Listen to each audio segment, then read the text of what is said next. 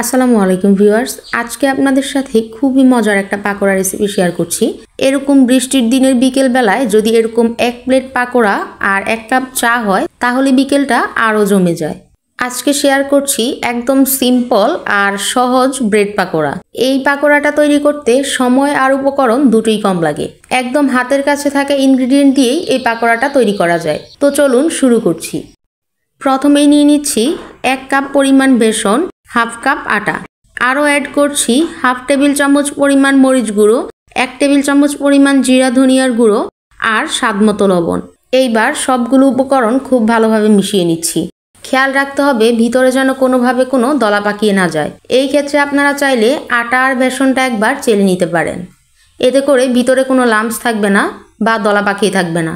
যাদের কাছে বেসনের কাঁচা স্মেলটা সমস্যা মনে হবে তারা চাইলে বেসনটা হালকা আঁচে একটু ভেজে নিতে পারেন, এতে করে বেসনের কাঁচা গন্ধটা একদম থাকবে না। খুব ভালোভাবে মেশানো হয়ে গেলে এইবার একটা পাতলা বেটার তৈরি করে নিচ্ছি। বেটারটা খুব বেশি পাতলাও হবে না, আবার একেবারে ঘনও হবে না। এই বেটারটা তৈরি করার সময় একবারে অনেকগুলো পানি দিয়ে দিবেন না, এতে করে বেসনের ভিতরে লাম্পস তৈরি হয়ে যাবে। তখন এই পাতলা বেটারটা তৈরি করতে অনেকটাই ঝামেলা পোহাতে হবে। আর এই বেটারের কনসিস্টেন্সি কেমন হবে সেটাও দেখিয়ে দিচ্ছি। এইভাবে স্পুনের উপর দিয়ে আঙ্গুল দিয়ে একটা লাইন তৈরি করে নিব। যখনই একটা ক্লিয়ার লাইন তৈরি হবে তখনই বুঝতে হবে যে বেটারটা একদম পারফেক্ট। এইবার পরের স্টেপে চলে যাচ্ছি। প্রথমে এখানে নিয়ে নিচ্ছি 1 কাপ পরিমাণ আগে থেকে সিদ্ধ করে ম্যাশ করে রাখা আলু। তারপর এখানে দিয়ে দিচ্ছি পেঁয়াজ কুচি। এখানে আমি মাঝারি সাইজের একটা পেঁয়াজকে খুব ছোট ছোট করে পাতলা করে কুচি করে নিয়েছি। এখন দিয়ে দিচ্ছি 1 টেবিল চামচ পরিমাণ কাঁচামরিচ কুচি। এইবার অ্যাড করছি হাফ চা চামচ পরিমাণ মরিচ গুঁড়ো, হাফ চা চামচ পরিমাণ ধনিয়ার গুঁড়ো আর স্বাদমতো লবণ। সব শেষে এখানে দিয়ে দিচ্ছি 1/4 কাপ পরিমাণ ধনেপাতা কুচি। এবার সবগুলো উপকরণ খুব ভালোভাবে মিশিয়ে একটা ডো তৈরি করে নিব। ফিলিং তৈরি হয়ে গেলে এবার এই ফিলিংটাকে একপাশে রেখে একটা ব্রেডের স্লাইস নিয়ে নিচ্ছি। এখন ওই তৈরি করে রাখা আলুর ফিলিংটা থেকে বেশ খানিকটা ফিলিং নিয়ে এই পাউরুটি স্লাইসের উপরে খুব ভালোভাবে লাগিয়ে নিচ্ছি। খেয়াল রাখতে হবে যে কোনো জায়গা যেন ফাঁকা না থাকে। এখানে আলুর ফিলিংটা একটু বেশি পরিমাণে নেবেন, নয়তো স্প্রেড করার সময় আলুটা একদম পাতলা হয়ে যাবে, পরে আর খেতে ভালো লাগবে না। তাই আলুর ফিলিংটা একটু মোটা করে দেওয়ার চেষ্টা করবেন যেন খাওয়ার সময় আলুর ফিলিংটা খুব ভালোভাবে মুখে পড়ে। এইবার আরও একটা ব্রেডের স্লাইস নিয়ে উপর থেকে চাপ দিয়ে দিচ্ছি। এখন হালকা হাতে চাপ দিয়ে দুইটা ব্রেডের স্লাইসকেই খুব সাবধানে লাগিয়ে নিচ্ছি। এখানে খুব বেশি জোরে চাপ দিতে যাবেন না, নয়তো ব্রেডের স্লাইসটা একদম পাতলা হয়ে যাবে। এভাবে বাকিগুলোও তৈরি করে নিচ্ছি। তৈরি করা হয়ে গেলে এবার এই ব্রেডের স্লাইসগুলোকে এভাবে কোনাকুনি করে স্যান্ডউইচের মতো কেটে নিচ্ছি। এবার ভিতরটা দেখিয়ে দিচ্ছি যে দেখতে কেমন হলো। ব্রেডের বাকি স্লাইসগুলোকেও ঠিক একইভাবে স্যান্ডউইচের মতো কেটে নিচ্ছি। আমি এখানে একটা ব্রেডের স্লাইসকে মাত্র 2টা টুকরো করেছি, আপনারা চাইলে 4টাও করতে পারেন, আর নয়তো কোনো টুকরো না দিয়ে এভাবেই ভেজে নিতে পারেন। সবগুলা ব্রেড কাটা হয়ে গেলে এইবার চুলাতে একটা প্যান বসিয়ে তাতে পর্যাপ্ত পরিমাণ তেল দিয়ে তেলটা গরম করে নিচ্ছি।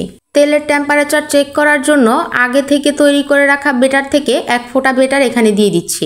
যখনই দেখব এভাবে বুদবুদের সৃষ্টি হয়ে বেটারটা আস্তে উপরে উঠে চলে আসছে তখনই বুঝতে হবে যে তেলের টেম্পারেচার একদম পারফেক্ট। এইবার তৈরি করে রাখা ব্রেডের স্লাইসগুলোকে আগেই তৈরি করে রাখা বেটারের মধ্যে খুব ভালোভাবে ডিপ করে তেলে ছেড়ে দিচ্ছি।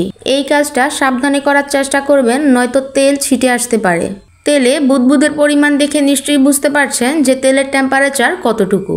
আমি চুলার হিটটা এই পর্যায়ে মিডিয়াম টু হাইতে রেখেছি। পাকোড়াগুলো খুব বেশি হাই হিটে ভাজতে যাবেন না, তাহলে উপরে ক্রিস্পি হয়ে যাবে আর ভিতরটা কাঁচা থেকে যাবে। আবার একেবারেই লোতে রেখে ভাজলে পাকোড়াগুলো খুব বেশি তেল অ্যাবজর্ব করবে।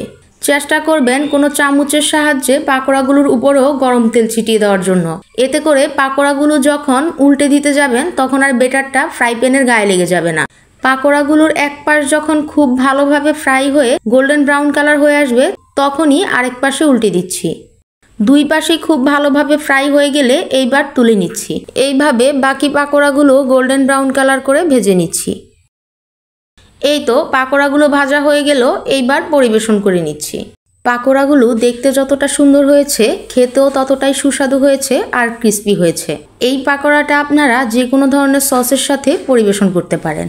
আজকের ভিডিওটা যদি আপনাদের ভালো লাগে তাহলে এরকম আরও অনেক ভিডিও পাওয়ার জন্য আমার চ্যানেলটা সাবস্ক্রাইব করে রাখতে পারেন। এইবার একটা পাকোড়া আমি আপনাদেরকে কেটে দেখাচ্ছি যে ভিতরটা কেমন হলো। দেখুন ভিতরটা দেখতে মাশাআল্লাহ কতটা সুন্দর হয়েছে। বাসায় একবার বানিয়ে ট্রাই করার অনুরোধ রইল। রেসিপিটা কেমন হলো কমেন্টে জানাতে ভুলবেন না। আবারও হাজির হব নতুন কোনো রেসিপি নিয়ে। সেই পর্যন্ত ভালো থাকবেন আর আমার জন্য দোয়া করবেন। আল্লাহ হাফেজ।